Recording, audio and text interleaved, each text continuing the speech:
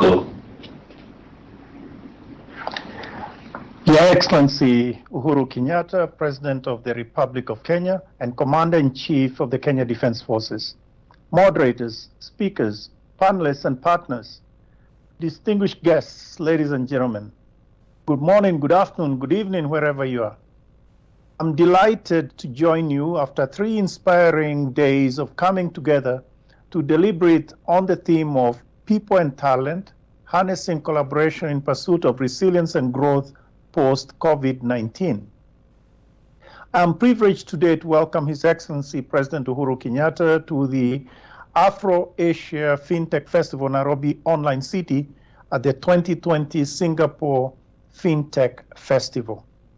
His Excellency's presence is testament to the high-level ownership of Kenya's digital transformation strategy to spur shared prosperity for Kenyans. Let me also take this opportunity to thank our hosts, moderators, speakers, and panelists who accepted our invitation to join us over the last 3 days. I'm grateful to our partners, service providers, and particularly to the Monetary Authority of Singapore for working with us on this journey. I'll be remiss if I did not acknowledge the teams at the Central Bank of Kenya who have worked tirelessly over the last few months to make this event a reality. Finally, we appreciate the hundreds of participants who joined the Nairobi Online City event to be part of the conversation over the last 3 days. These last 3 days have been truly inspiring as we have shared successes and challenges in building back better through the coronavirus pandemic. As I indicated in my opening remarks on Monday, 2020 has been an unprecedented year dominated by the COVID-19 pandemic. While the lives and livelihoods of citizens have been adversely affected, digitalization has kept the lights on in the global economy. As we begin to turn the corner, we will look to digitalization as we build back better. I did set the stage on Monday by highlighting 3 broad themes as we pursue global resilience and growth post-COVID-19. I was pleased to note robust discussions over the last 3 days around the themes of restoring small and medium enterprises, SMEs, partnerships and collaborations, and sustainable finance. First, it was inspiring to hear the successes of financial institutions in digitizing the operations of SMEs.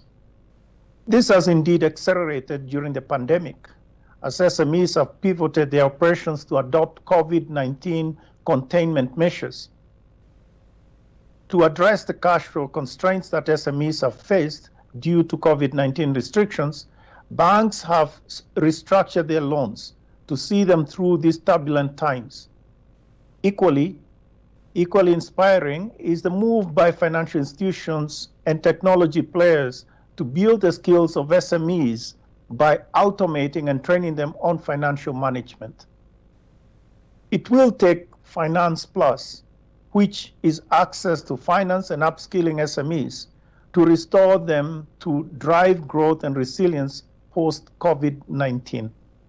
A lot more remains to be done in restoring SMEs, but the green shoots are sprouting and we need to nurture them carefully.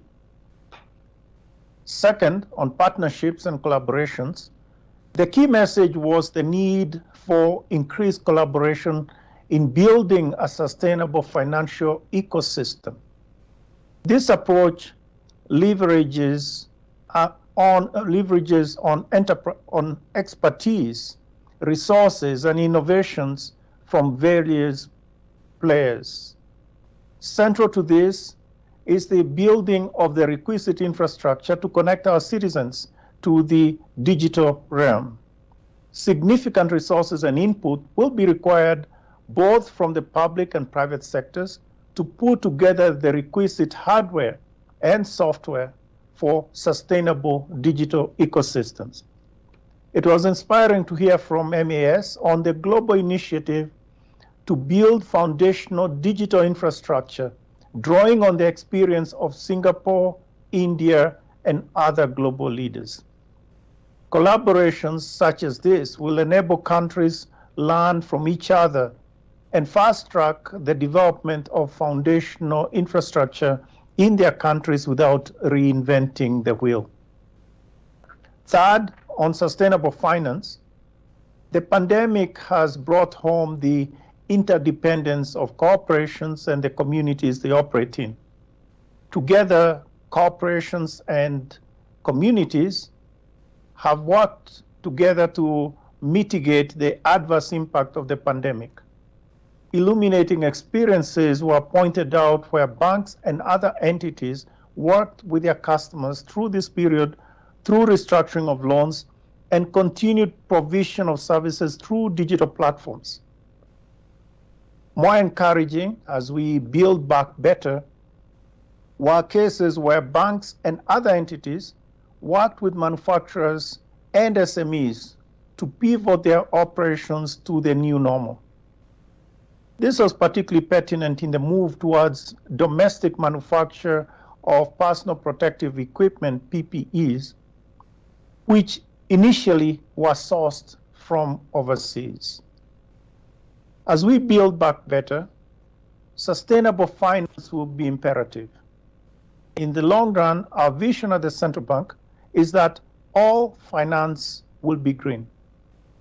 We are working closely with the Kenyan banking sector, whose leaders share their experiences in this area. Green finance is particularly pertinent to Africa, that contributes the least to pollution globally, but bears the brunt of the adverse effects of climate change. As we build our digital ecosystems, we must keep in view effective digital governance frameworks.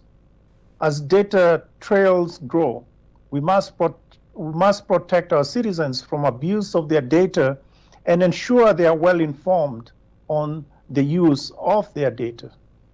We must also beware of new trends.